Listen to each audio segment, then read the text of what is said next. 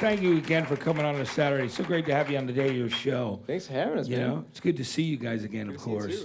So, AJ, tell everybody how you guys got together, because you and Aaron met at film school down in Southern California, which explains why there's so many visual things that are in your full night show, too, that I love. But tell us about how the band got together. So it was a dark, rainy day in Southern Orange County. Yeah, there was one rainy day in Southern California. Yeah, that was it.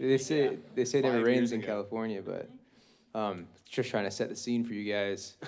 And I was like, just film major that wanted to play music and starting a band and asking around on campus who the best guitarist was. And that guy wasn't available. he wasn't available. Yeah. Shit, I'll take it. So, He had to go on Craigslist. But it's funny because his roommate actually was Aaron, and I was like, "Oh, well, what about you?" And he's like, "No, I'm just kidding. It was Aaron. It was Aaron." And then you met Dak. He was like working at a sushi restaurant. That's right. So Dak is an amazing sushi chef still. Try and say that 5 times fast. Sushi chef. It's too early for that, man. He's very proficient with his fingers, very nimble. Whoa. As you can tell in his bass playing. Yeah. It sure is. Yeah. In many ways, he can chop the bass. He can chop the fish. Yeah. Oh yeah. Yeah. So it was a natural thing. Yeah. I mean, Greg was at a different school, right? That's yeah, right. I was actually the one that found a Craigslist ad looking for a drummer. Yeah. Well, it was a Greg's List ad. Yeah. It was my own list. Very similar. Very similar. Very similar. But it was it's a .biz, not a .org. Mm-hmm. Have you guys actually ever done that? Like, Craigslist.com is a horrible spam site, and Craigslist.org is the right one. Sorry, Yeah. I do that a lot recently. I'm just like, God damn it! Every time I'm like, virus again. Just trying to buy a toaster. Damn Or if it. you get one letter wrong, somebody else took that domain, so it sends you somewhere else. Whoever has that .com is a genius. Kegs list. It's always, Kegs list. Yeah. Kegs and eggs list. Yeah. So, and then tell me about, one of the things that I love that you've incorporated into your music is the horns. I mean, the trumpet and the saxophone are so beautiful. I mean, it just adds so much to it, and it's cool. How did you guys end up getting hooked up? So it's beautiful sound, and they're beautiful men back here. This is Yes. This is J.K. on sax and Zach Rammer on trumpet. I think it happened halfway through our first full-length Voyeur when we started just kind of like self-producing. Yeah. Then we were just kind of able to do anything we wanted. And one of those things were horns. We had brought in strings. We had a lot of various percussion, a lot of harmonies. Like, we just started exploring the space. And horns has been really fun to have on the road. Like, you can't bring the whole string quartet all the time, but horns make such a powerful impact. And J.K. makes a really powerful impact. Yeah. I was going to make a that's height JK joke. I'm right not there. going to do that. Yeah. I wouldn't do that. Just telling you what I wouldn't do. I wouldn't make a joke about his height, okay? Yeah. I wouldn't even come close. I wouldn't even mention that I was thinking about it.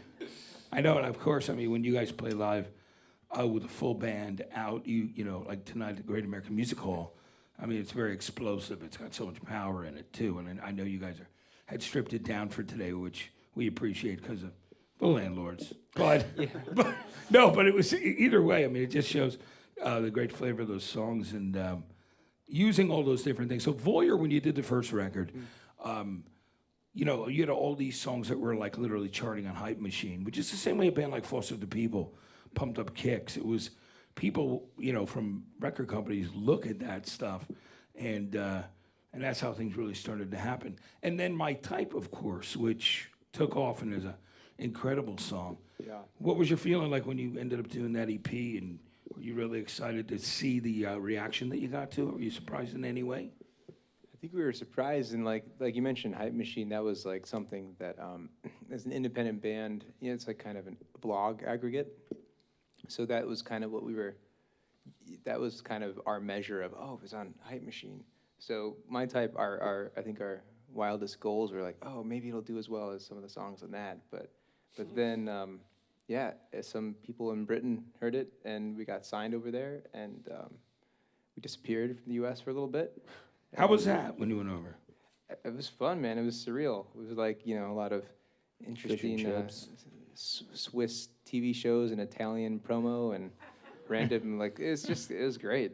But we didn't see it coming. I wish you could plan for something that random, but it was great. And then that kind of led us back here, and we've just been working on Saint Motel television pretty much during that entire process.